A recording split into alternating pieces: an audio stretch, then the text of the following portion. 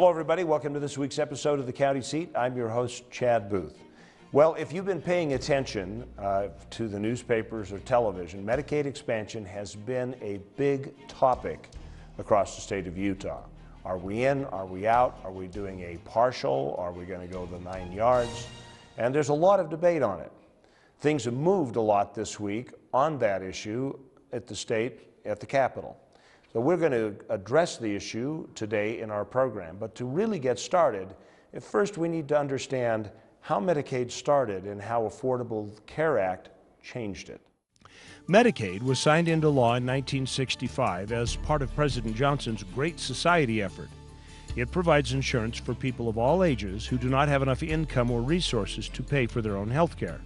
The program is run by each individual state and is funded 70% by the federal government, with each state picking up the remaining 30%.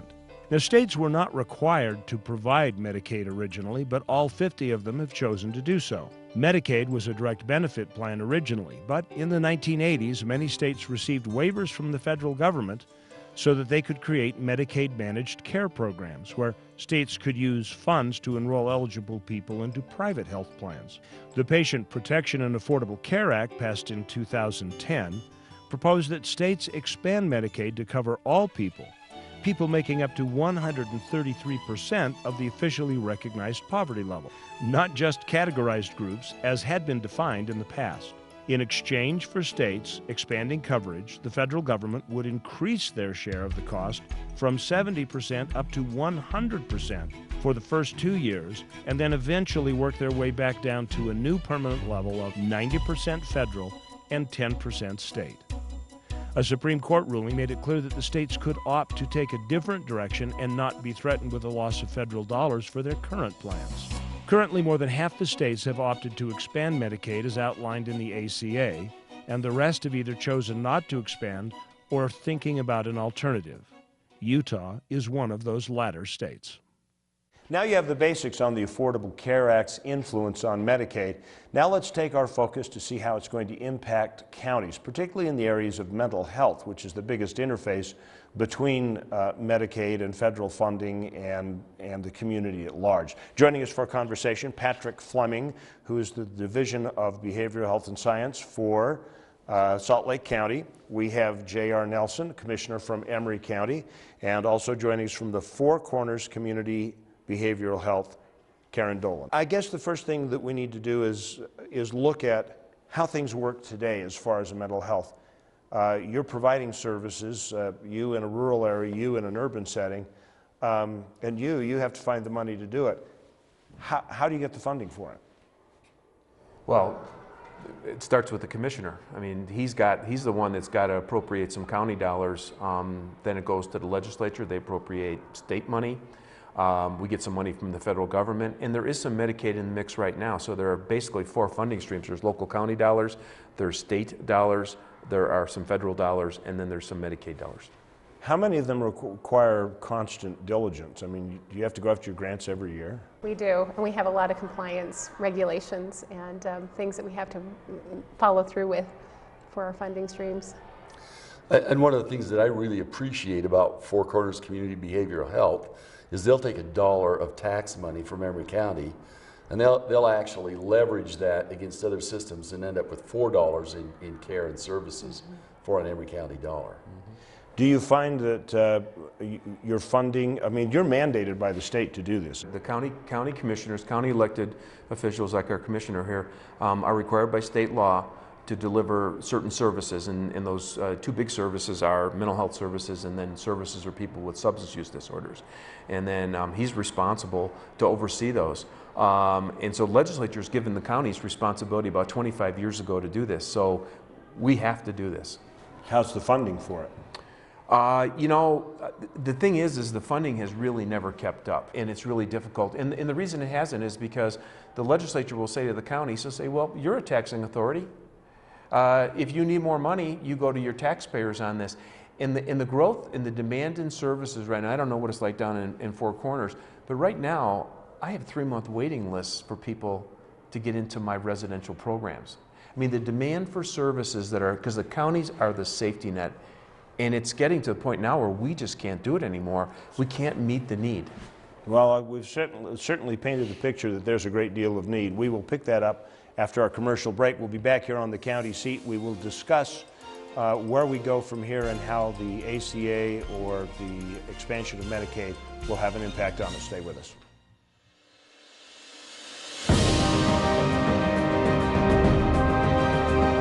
Landscapes as diverse as the people who venture to find them await.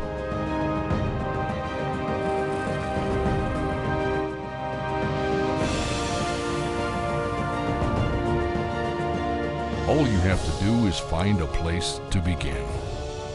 Moab, Utah, in Grand County, where adventure begins. Cedar City, Utah is home of the Tony Award-winning Utah Shakespeare Festival. But did you know that we also offer a different kind of play?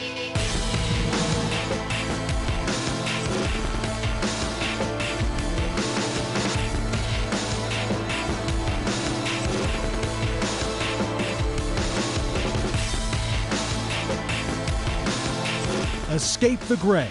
Head south for clear skies. Cedar City, Bryan Head. Almost 45% of the oil produced in Utah, 7.8 million barrels, comes from Duchesne County. That oil feeds our state economy, provides job growth, and supports local business.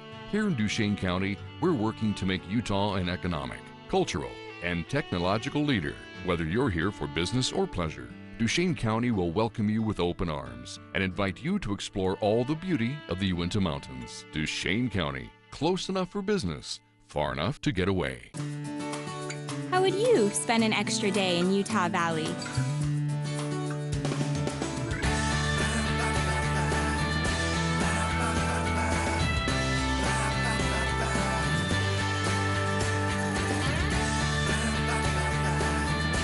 Stay one more day.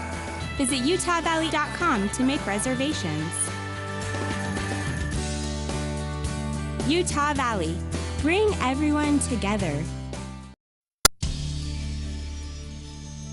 Welcome back to the county seat. Our topic today is the expansion of Medicaid, how it will have impacts on the county, particularly in the areas of substance abuse and mental health. And so where we left the conversation, we talked about the status quo. We're underfunded, we're hodgepodging money together. It sounds like everything else. The demand for service, the ability to raise taxes to pay for them, it just doesn't line up. So let's talk about for a minute what changed with the Affordable Care Act as far as the county's perspective goes, because it did make some procedural differences. The most notable, I think, that it required mental health coverage be part of insurance. So the Affordable Care Act is encouraging insurance coverage for all people. And whether that's private insurance or Medicaid expansion, at this point, we have many people that we see that have no insurance coverage, and so therefore we're only seeing them kind of late in their disease. So when they're in crisis, when they're in an emergency, when we have to have the sheriff involved or corrections involved. With insurance coverage, if everyone has a benefit, we can treat them much earlier in their disease. And as you know, the earlier you can treat a disease, the better the prognosis and the better the outcome. The same thing's true with substance abuse and mental health issues.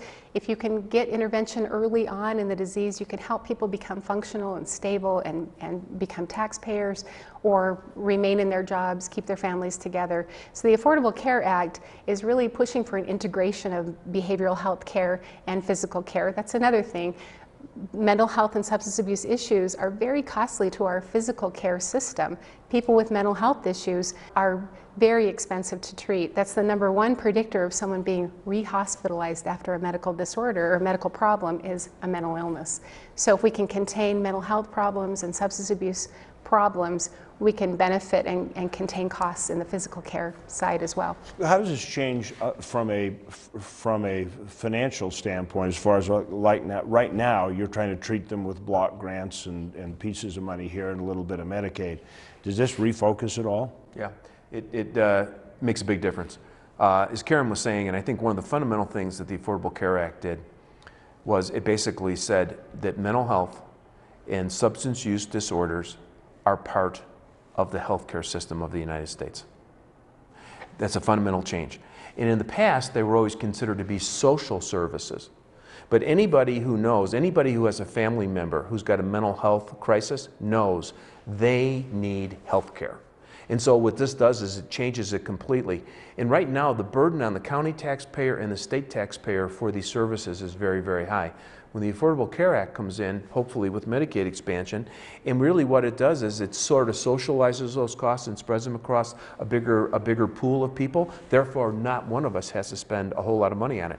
For instance, if you have somebody that goes up to the University of Utah to the emergency department because they're having a psychiatric issue, they're having a schizophrenic break, or they're very intoxicated, they go up there, you're looking at $2,500 just to go in there for 6 or 7 hours to get care. And so what winds up happening is they're not insured. Let's say that individual's not insured, your health insurance is going to go up, because you're going to pay for that. Somebody's got to pay for that, right? So that cost gets put on all of us. So what happens now is we're going to try to get everybody into the insurance pool, and we're going to try to spread those costs out. And that really is one of the big differences that we have right now. And I maintain these people are going to get service. We're not going to leave them laying in the street. We're not going to leave them camped out in some shed in the backwoods of Emory County. We're going to get them service. The key is who's going to pay for that?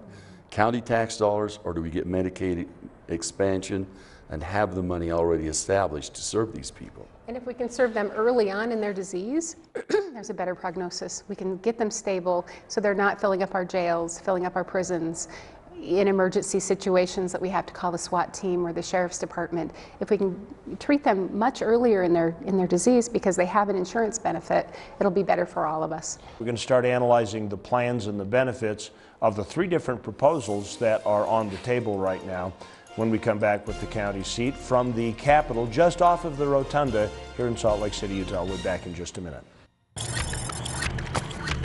What brings you to St. George? Business meeting.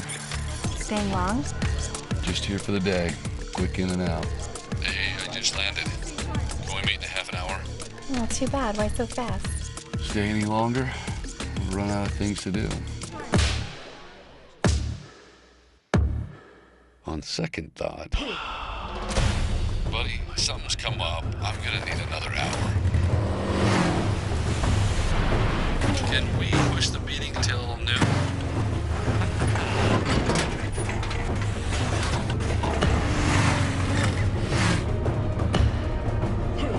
I am definitely gonna need to reschedule. Holy.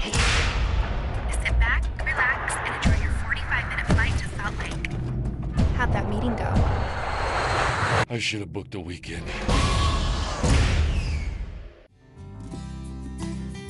I lived in Phoenix and then down in Orange County in California, and I met a small town girl and she brought me home. Just the smaller community that makes you feel like when you go somewhere you know everybody. You know, the sporting programs, the dance events, all these kinds of things, you run into people you know and that care about you and your family. And that makes it just a wonderful place to have little ones like this. Isn't it time you found the balance you've been looking for? Uinta County, Utah. Have you ever wanted to recreate the world around you? Add some excitement, culture, adventure? Well, there's no need to remake the world when that perfect combination already exists. Just remember 4 words. Welcome to Weber County.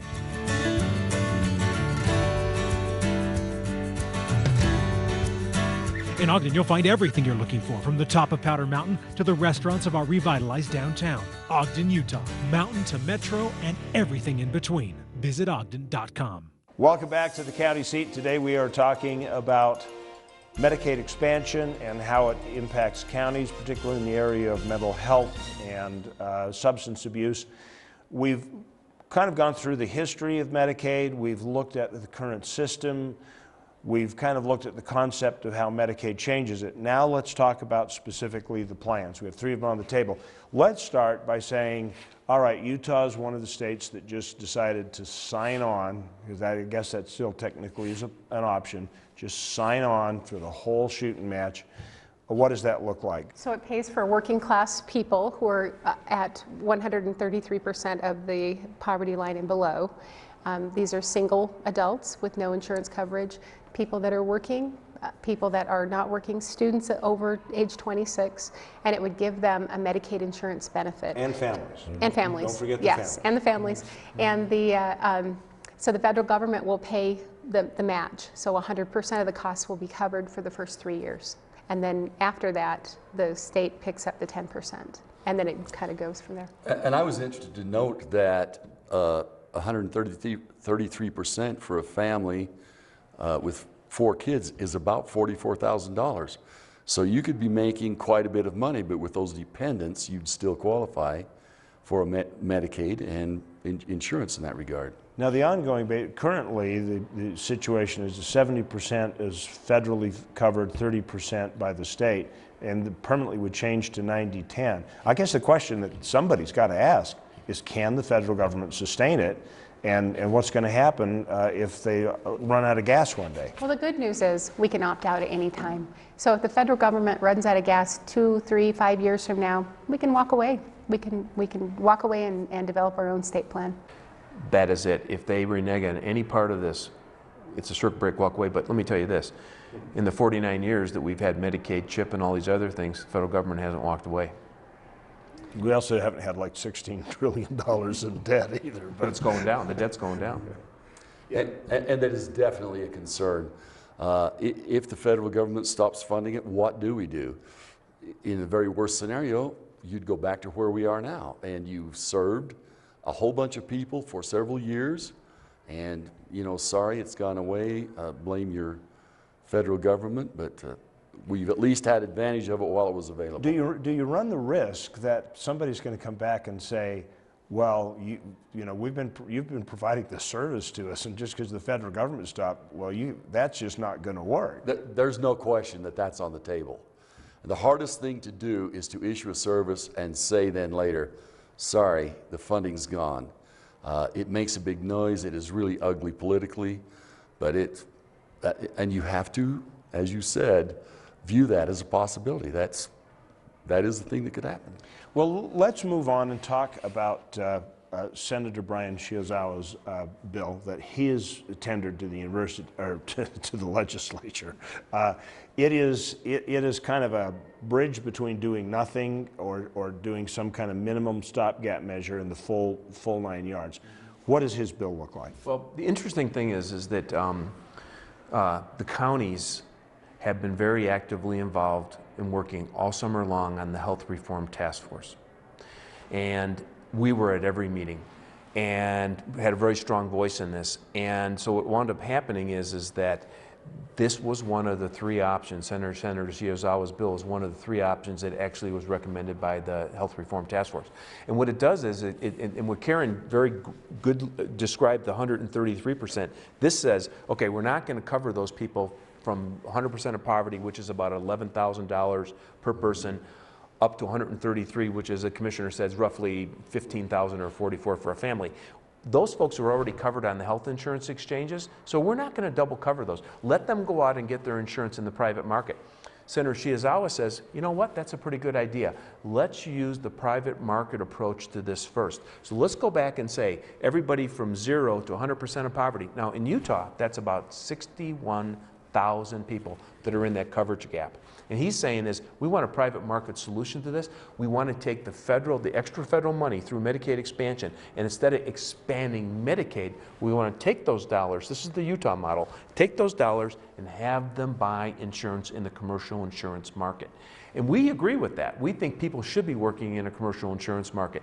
That's what his does. And then there's a group of people there that just have got such health conditions, and a lot of our folks that we're seeing in our jails and things, those folks would be considered medically frail, and we would do a little extra TLC with them to get them into a program and get them stabilized, get them on their feet, get them out working, and get them off the taxpayers' back. Yeah. That's what his goal is. How does that portion of it fund? Make them taxpayers, make them contributing members of society. Exactly. You'll be paying taxes instead of receiving them.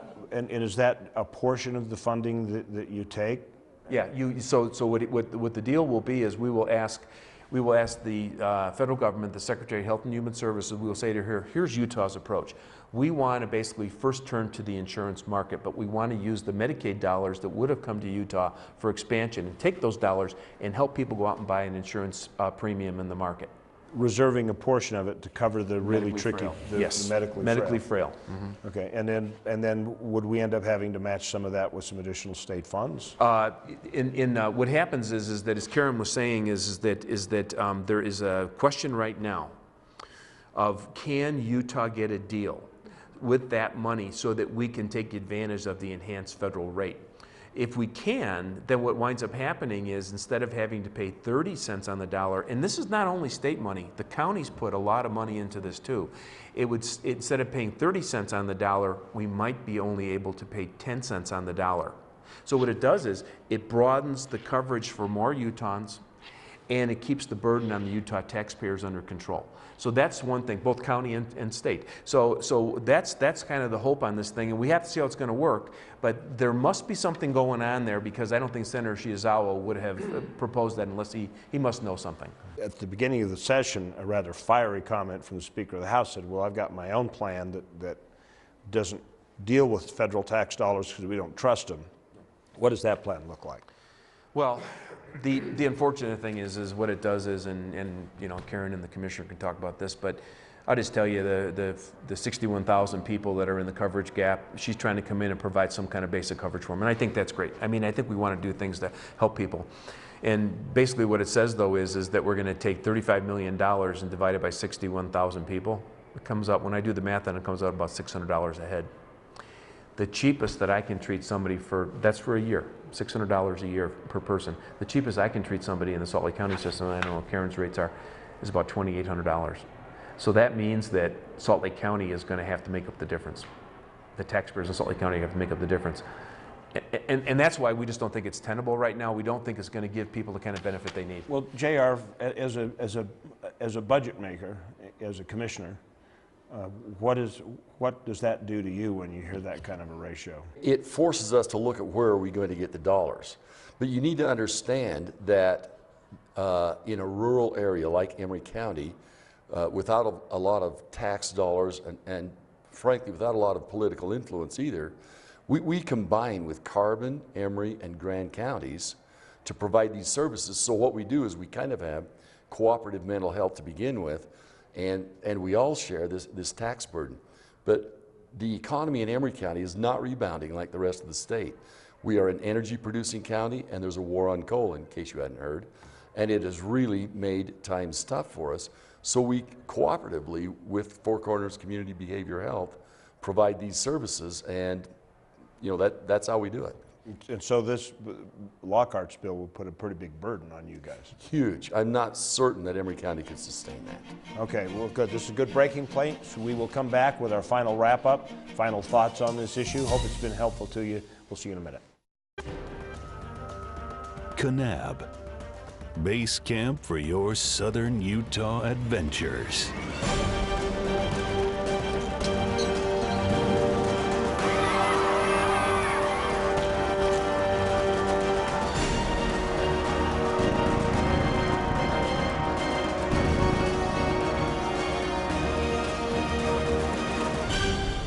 You belong in Kanab.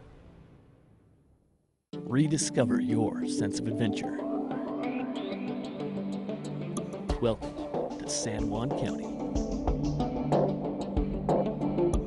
Discover the past. A change of place.